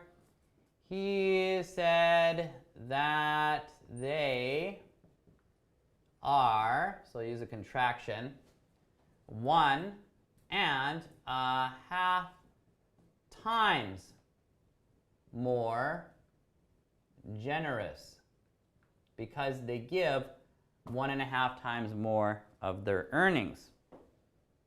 Okay, let's do number 8. What did the man say rich people could become apart from nicer? So taking a look back here, the wealthier you are, the less generous you are. You give significantly smaller portions away to other people. However, he did say that rich people could change their behavior and become nicer and more generous. Nicer and more generous. What did the man say rich people could become? So nicer and more generous, because it says apart from nicer. So besides nicer, don't mention nicer. He said that rich people could become more generous. Number 9. What did the man say about giving? Okay, let's see here near the end. He said rich people can help others more if you tell them that giving and helping is a good thing. He said reminding people of the benefits of cooperation or the advantage of community causes wealthier individuals to be just as giving as poor people. So what did the man say about giving? He said that if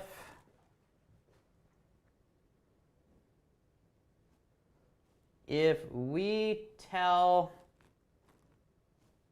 rich people that giving and helping is a good thing, then so this is like the hardest question, then rich people will become more giving. Okie dokie. All right, guys, last question here for comprehension questions. What did the man say people needed to be reminded about? Reminding people of the benefits of cooperation or the advantages of community causes wealthier individuals to be just as giving as poor people. So what did the man say people need to be reminded of? He said people need to be reminded of the benefits of cooperation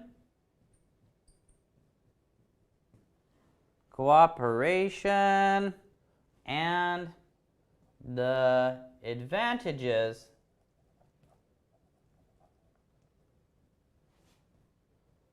of community. Okay. All right, guys. So with most of these ones here, I'm not saying directly what he said. I'm just paraphrasing, right? But anyhow, so those are our answers for 6 through 10. Number 6, poor people, give a higher percentage of their money to help others, so they are more generous percentage-wise. He said they're 1.5 times more generous. Number 8, he said that rich people could become more generous. And the way that would happen is number 9, he said that if we tell rich people that giving and helping is a good thing, then rich people will become more giving. Number 10, he said people need to be reminded of the benefits of cooperation and the advantages of community. And if they are reminded of these things, rich people will become more giving. Hooray! Okay, so let's erase these comprehension questions here. Pretty interesting. Again, it's kind of like a summary of what the listening text was all about how poor people are generally less giving and less generous, but they can be just as generous as poor people if they are told and reminded that giving and helping has many advantages for their own community, right? Okay, guys, now I want to spend quite a fair amount of time on the discussion questions here because they're probably really interesting. I may write down what I say. We'll see how this goes. Now, we kind of looked at this question earlier, or I believe yesterday. The first question we have for a discussion, and you guys chime in at any point you want. You guys could write a comment and tell me what springs to mind when you hear the word money. So again though, remember the structure of how you should respond to this kind of question. What springs to mind when you hear the word money? So first, you want whatever your answer is. Something springs to mind when I hear the word money. Okay, so this is a very personal response. There is no correct answer here, right? This is an open-ended question. What springs to mind when I hear the word money? I think I talked about this yesterday, so I don't want to like give a different answer, but basically, two words spring to mind. The words security and stress springs to mind. In this case, actually spring to mind because I've got two words here when I hear the word money. So let me explain that. When I hear the word money, when I'm thinking of it in a positive way, I think security, right? Money to me equals security. It means stability, right? If you have money, you are kind of protected. You can feed your family, provide clothing, food, accommodations, whatever, right? But money also kind of means stress to me as well, because we all have this kind of, not all of us, but a lot of us, whether we are middle class, working class, poor, or rich, money and thinking about money can be stressful sometimes. So that's why I associate these two words with money. And when I hear the word money, these two words spring into my mind, right? And they really, really do. So I don't know, for you guys, maybe instead of two words, it's just one word, or maybe it's an image, right? Of course, sometimes also, like when I hear the word money, I imagine dollar signs, right? Or I imagine Canadian dollar, or like $20 bills or $50 bills or $100 bills, right? Like that will pop into my mind. But how about you guys? When you hear the word money, what springs into your mind, right? Or what pops into your head? But let's take a look at discussion question number 2. Is money the root of all evil? I think money can cause a lot of trouble, but I do not believe it is the root of all evil. Now, the root of all evil, that expression means like, is money the root of all evil? Another way to think of that question is like, does money cause all the evil in the world? I do think money causes a lot of evil, but I don't think it's the only reason that evil exists in the world. So no, I think money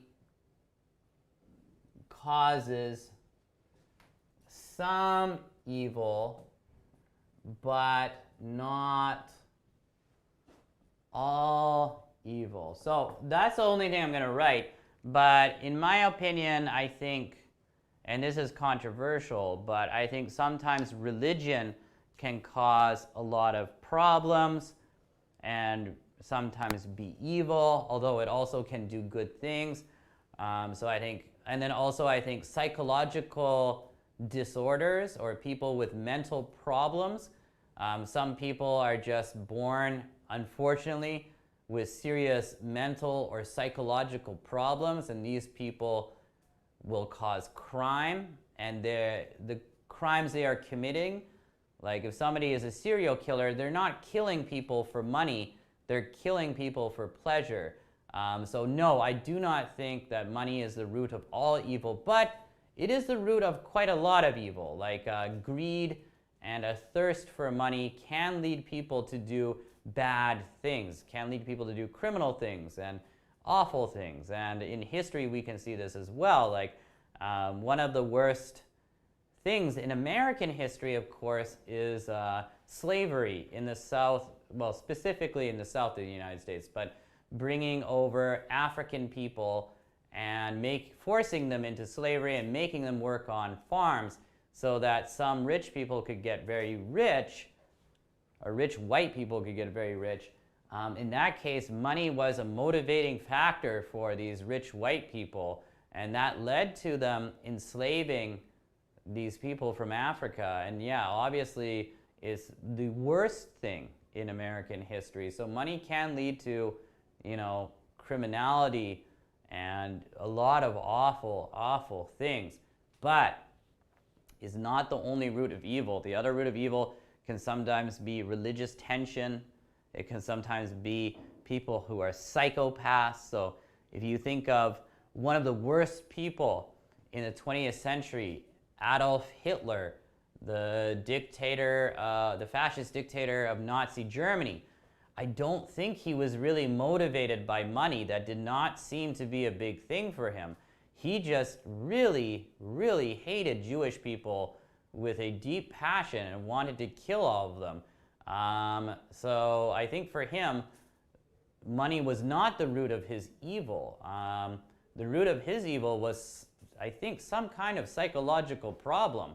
And then you have Stalin in the Soviet Union, who also committed a ton of crimes, but I don't think he was motivated by money either. It was more about power, right? So I think the thirst for power, religion, psychological problems are also huge roots for evil in the world. Money is too, but it's not, yeah, I think money causes some evil, but not all evil. Anyhow, so that's just my opinion. Number 3. How does money change people? That's an interesting question. I don't really have any personal experience with this because I am not rich, and I don't really know a lot of people who have become very rich. But how does it change people? One thing I have noticed is I think money, or when somebody is able to become rich and make more money, makes people kind of isolated and changes their social life. So I do have actually 2 friends who are doing very, very well, and they're great guys, and we're still friends. But I think for them, since they started making a lot more money and becoming kind of rich, they become more isolated. They spend more time just with themselves or their family. They don't spend as much time with their friends like they used to, because maybe when they talk with us, it's harder to relate to us because our financial situations are not as good as theirs. And maybe they're worried that we're gonna ask for money or try to borrow money from them. So maybe they just kind of choose to isolate themselves. And furthermore, it does change their social life. Like the kind of people they're going to be meeting and spending time with are going to usually be other rich people or people who work for them. So it really changes their social lives a lot. Is this a bad thing? Yes and no. But I think, yeah, people feeling more isolated because they have more money and becoming very suspicious of other people's intention, that's not a good thing. But I think that just goes along with making more money. Anyhow, guys, number 4. Do you think richer people are meaner? That's a tough question. Do I think richer people are meaner? Now, again, I don't know a lot of rich people on a personal basis.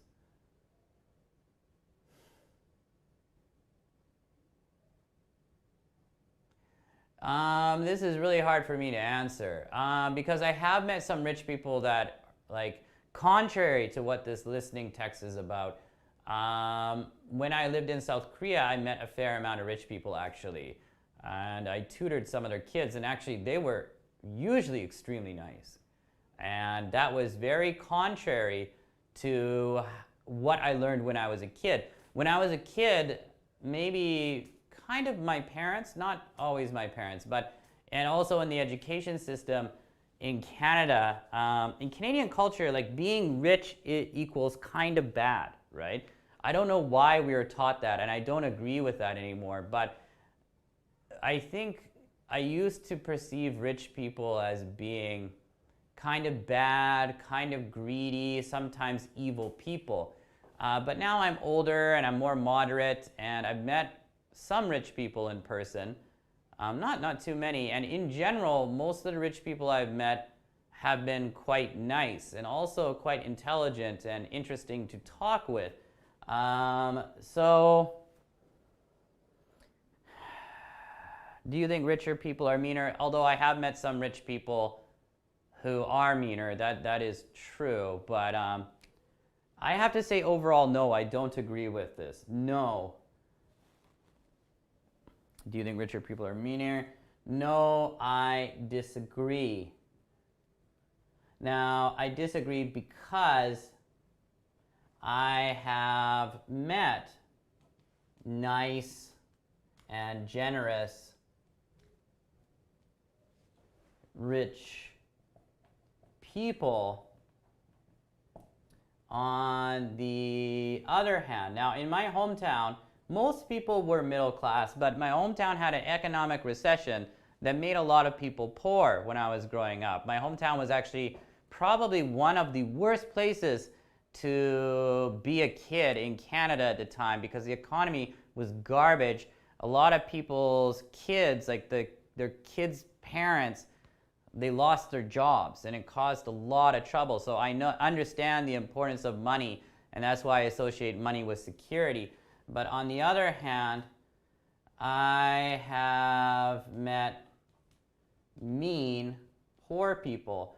I've met poor people from my hometown or from Vancouver that are very, very rude and not nice at all. If I think of the homeless people, I know a lot of people think of homeless people and they think, oh, like it's just too bad for them and they had bad luck. But a lot of times it's not bad luck. They made choices to do drugs and they made bad life choices. And many of them are very, very rude. They ask you for money, and when you say no because maybe you don't have money, they curse at you in bad language. They might physically assault you. They might use racist language. My wife has been referred to as many bad things. Many racist terms have been used against her by homeless people. So I'd have to say that in general, I think being nice is not always connected to money. I don't think there's a big connection. Some rich people are nice, some rich people are not nice. Some of them are mean. Some poor people are nice, some poor people are also mean because they were raised in a bad way and they weren't taught good manners. So in general though, when I was working and studying in Korea, I had the opportunity to work in an area with lower middle class children and working class children, or children of working class people. Their behavior and manners was sometimes really bad, sometimes really good. But I also taught and had the chance to meet some rich people in Korea and sometimes tutor their kids. And I'm going to be honest here, a lot of the kids, their behavior was much better, and that's really sad. So I would hope that, I think poor people should stop blaming rich people for their problems and instead try to learn from rich people. That's just my opinion. Number 5, how do rich people behave? Oh, that's a very general question. How do they behave? How do rich people behave? I'm going to give a very general answer here, but they behave in a very different way from poor people. Yeah, I think rich people behave in a very different way from poor people. Now, I'm just speculating. I'm making an assumption. I'm making a guess because it's not like I know a lot about rich people. So I'm going to say I believe, like I think. I believe they value education and high culture more than others. So that's one difference that I believe is true. I think a lot of rich people put a bigger emphasis and more of a higher value on education. So I believe they spend more money for their kids to go to private schools or go to summer schools and do that kind of stuff. And that's really good for their kids. But I also believe they value high culture more than others. Now, what do I mean by high culture? High culture is very different from mainstream culture. Mainstream culture means pop music. It means movies that are popular. It means following fashion trends, right?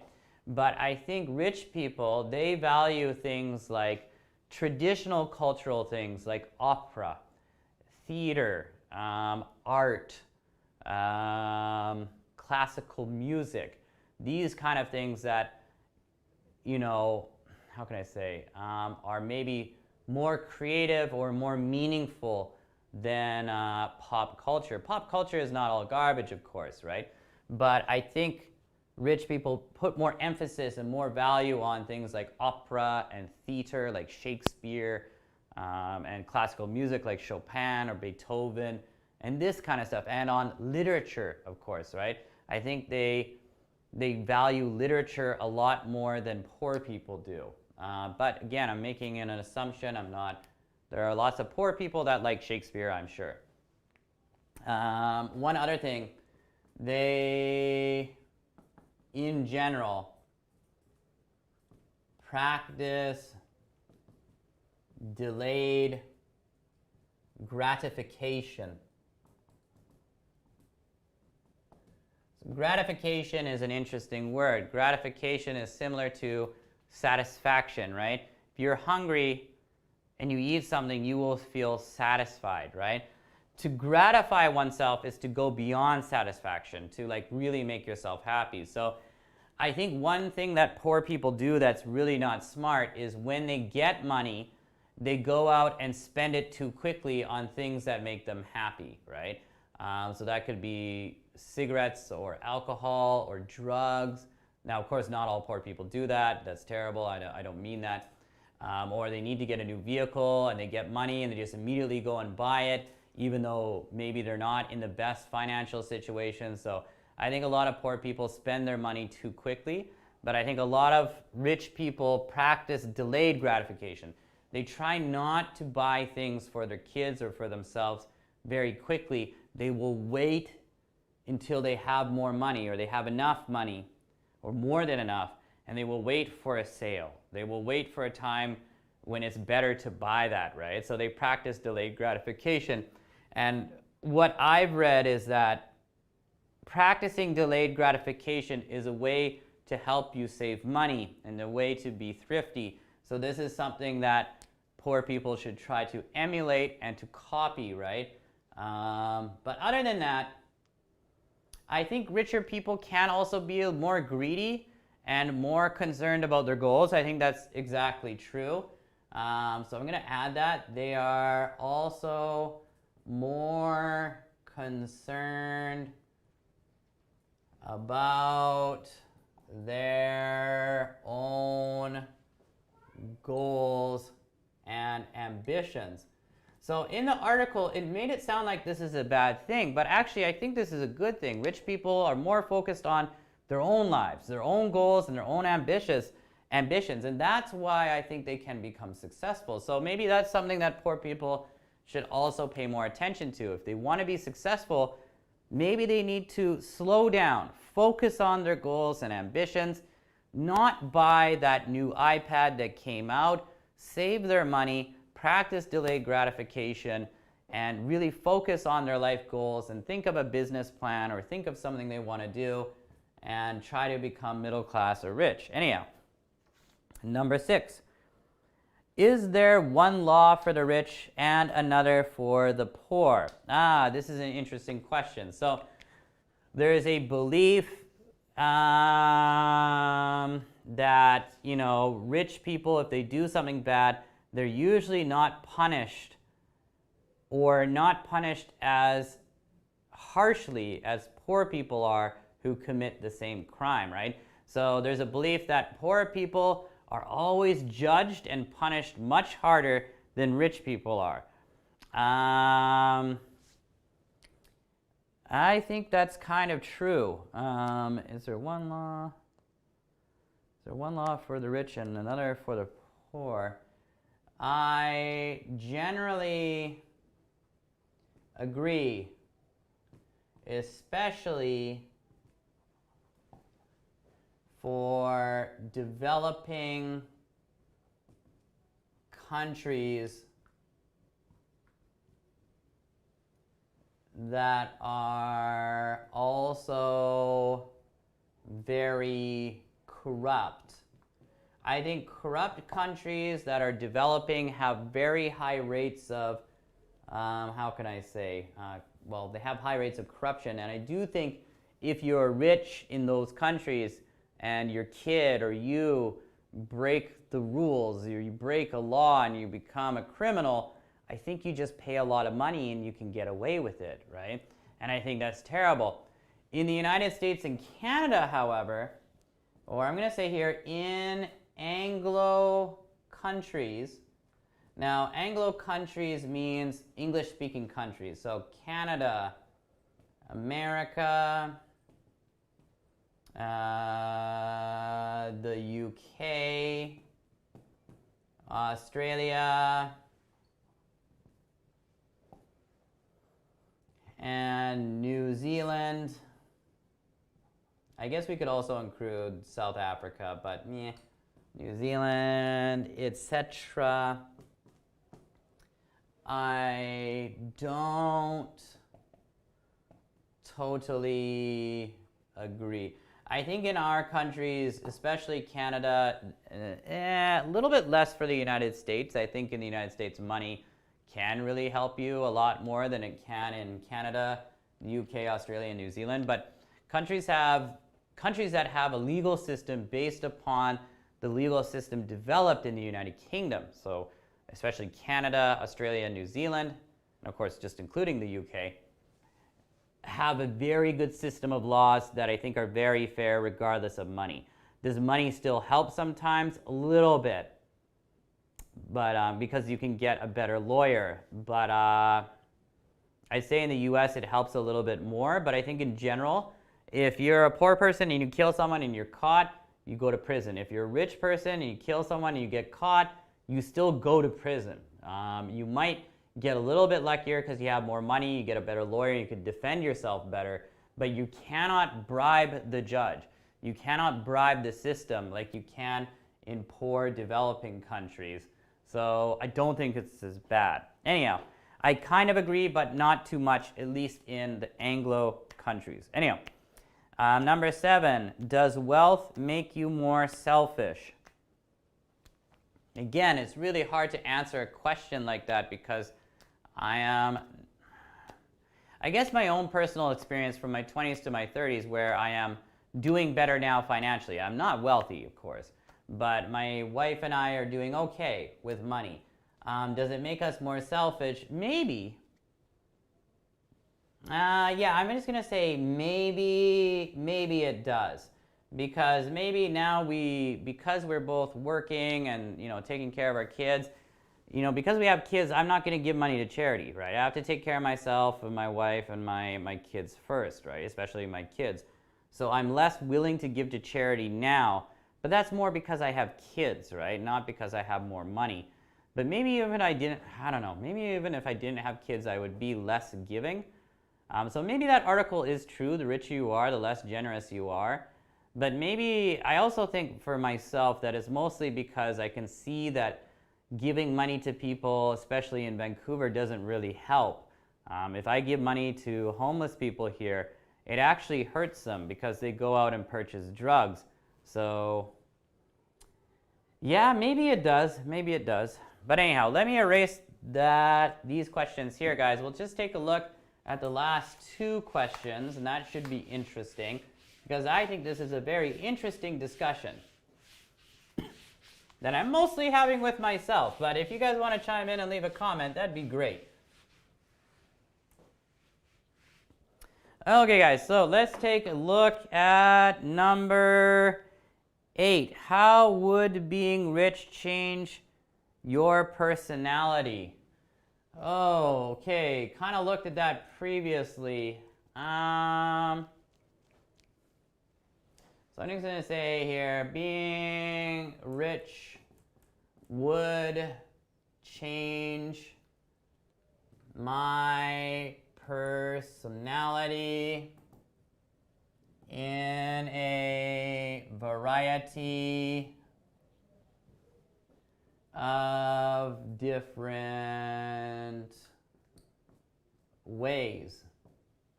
Now, what I do hope is that if I did become rich, maybe I should say when I become rich, right? I should really believe in that. But if I do become rich, I hope that I don't change my friends and turn my backs on my friends, right? Like, I still want to spend time with my friends. I don't want wealth and money to change my relationship with them.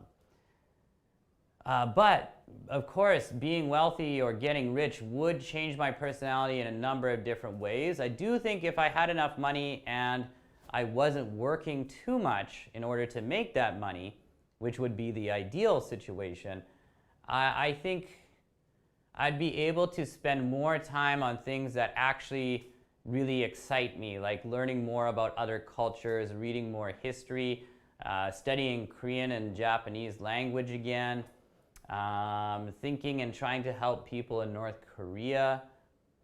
So for me, I think I'd be happier for sure. But I do think maybe if I had more money, I would become more protective of my money and probably become less generous in a certain way, because I would think, like, this is my money and I made it and I'm not gonna share it with others. Maybe that's a negative aspect, but I think that might happen. So I think that part is kind of true. The more money you have, maybe you do become greedier. And that's not a good thing, but I have to protect my own family first. And so yeah, when or if you have a family, you probably understand what I mean. So yeah, it would change me in a lot of different ways, but I hope it wouldn't change my friendships, and I hope it wouldn't change my relationship with my wife and my kids very much. I hope I can just use the money to improve my relationship with my wife and my kids by being able to provide my wife with the ability to choose not to work, right? So that she could spend more time with our kids, and that would probably make her happier. Or being able to afford to send my kids to better educational programs or after-school activities.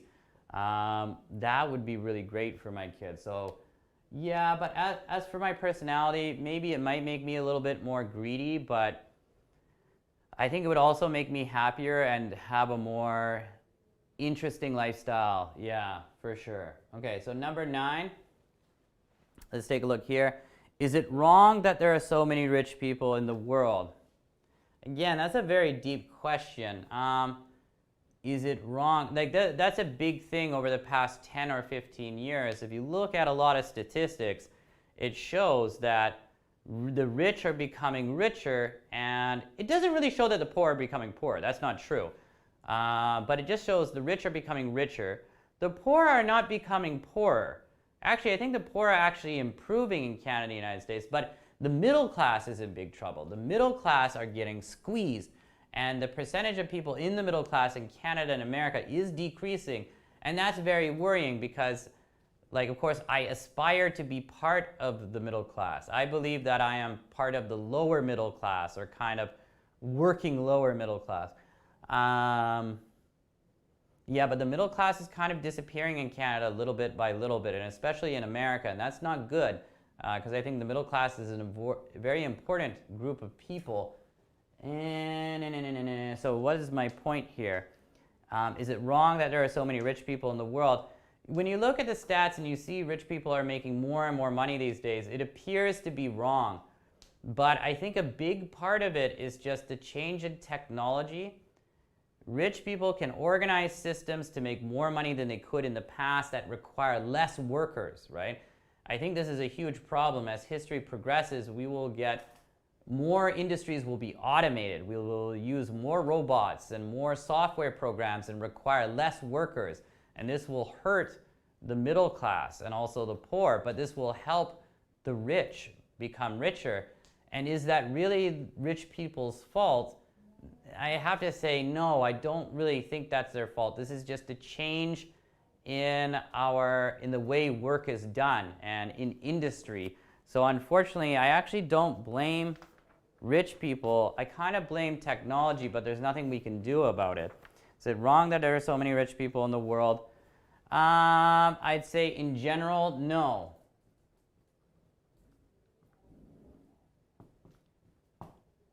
No. In general, no. Okay, in general, no when it comes to developed countries. Now I'm going to leave it at that, but in poor countries, in developing countries, I do think there are a lot of rich people that are awful people, horribly corrupt, bribing the government, using slave labor, or not paying their workers well enough. I do think in some countries, yes, rich people are doing a lot of bad things in poor countries. But in Canada, the United States, the UK, Europe, Japan, Korea, etc., there are very strong laws that protect us, right? And a lot of rich people here are not bad people, right? So is it wrong that there are many rich people in the world? In general, no, but just for developed countries. Developing countries, maybe there's something wrong, right? For example, if you look at Russia, Russia has actually quite a poor economy, usually just based upon resource extraction like oil and minerals. But Russia has an economy the size of Italy. Italy only has about 60 million people. Russia has about 140 million people. So Russia, the per capita income is not very good. But Russia has, I think, the second or third, I think it's the third highest number of billionaires in the world, because these rich people have just taken advantage of a poor government and poor people by abusing labor and by bribing government officials to accumulate more wealth. So in a country like Russia, I'd say, yeah, not good, right? Too much corruption. So anyhow, guys, those are my answers for the discussion questions 1 through 9. I hope those answers are a good model for you guys. I hope you guys can think more about this topic. You might totally disagree with me, and that's totally fine. But yeah, if you have time, think of your answers and write them down. It's good practice. So guys, oh, also, I should note that we didn't do the comparing products and services, but that is something you can do at home, so check it out later. And also, don't forget, there is homework, so take a look at the homework. Make sure you understand it is due on Friday. But that's about it for me today. I will see you guys again tomorrow. I will probably be very tired tomorrow, but I will see you tomorrow. Bye-bye.